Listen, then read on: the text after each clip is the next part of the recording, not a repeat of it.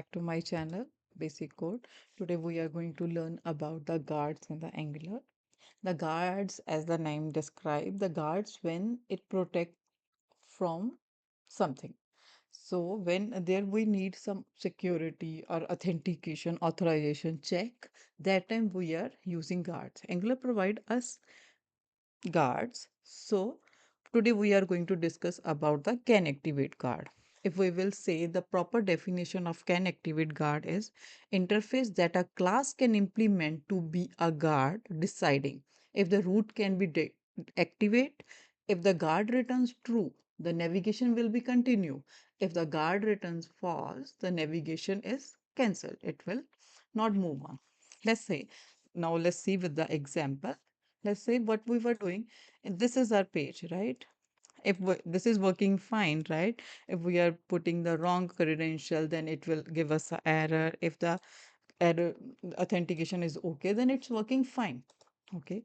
But what if any user or any person who is unauthorized and know the root of that website? Let's say I am the only one that I know there is one path over the user that is that I know this is the route for that. So I am redirecting on this route without any login. So for that time we can use guards. Okay, let's start how to create guard.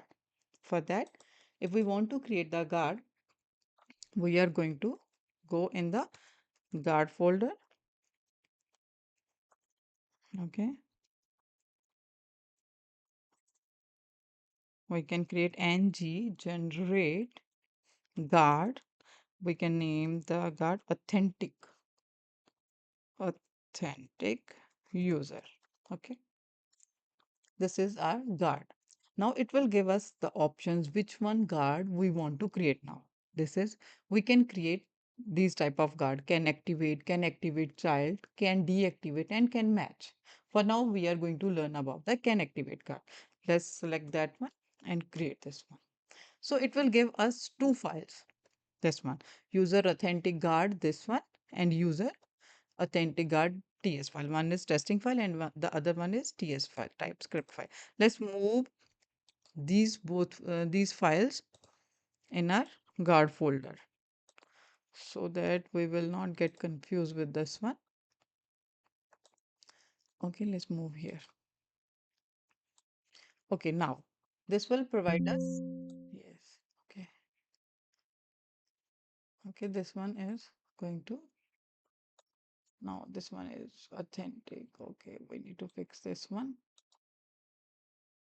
Mm. Where the problem we just need to change the path over here.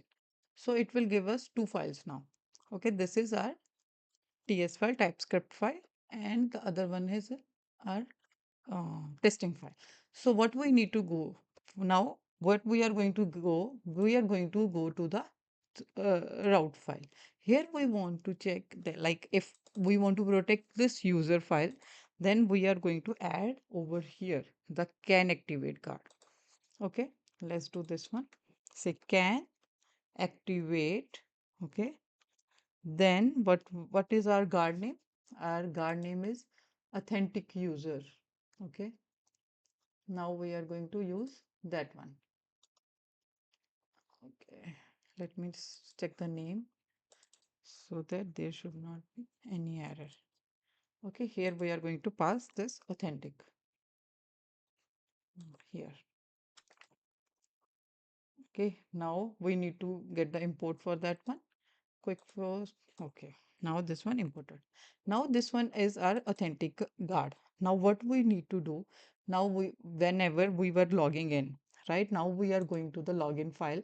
When we were logging, that time we are storing one item over here. Okay, with this one, that means if the user is logged in, that time there is a variable. We already set the item that if the user is there, that means we are logged in. If it's not there, then we are not logged in.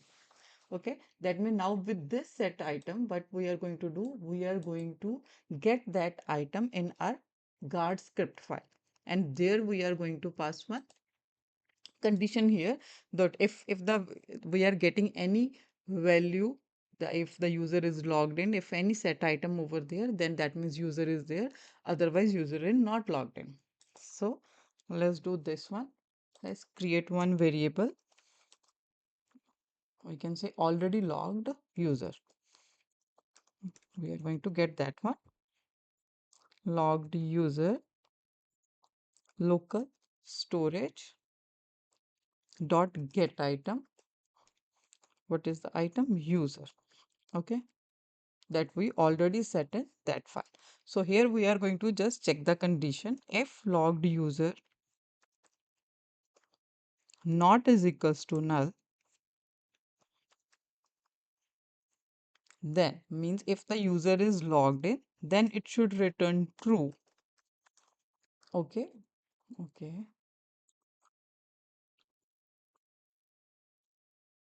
Else, else what it should do? Now we else it should redirect to the login page. For that we need to get the router file as well. We need to inject that one. This one we are creating the variable because this is not a class with this. So that's why we are mentioning the variable type also. So inject router. Okay. Okay. Quick fix. Add import. Okay. Now, if the user is not there, so then we are going to do router dot navigate by URL. We want to redirect them on the login page if the user is not logged in.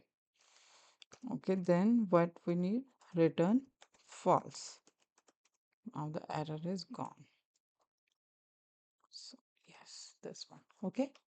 Now let's test this one if it is working fine or not. Okay, what we did. Now first, what we are going to do, we are going to try like this one only. So no, okay. Now when we are going to try this one, like the user, so it's redirecting on this login page only, right? If our authentic, right?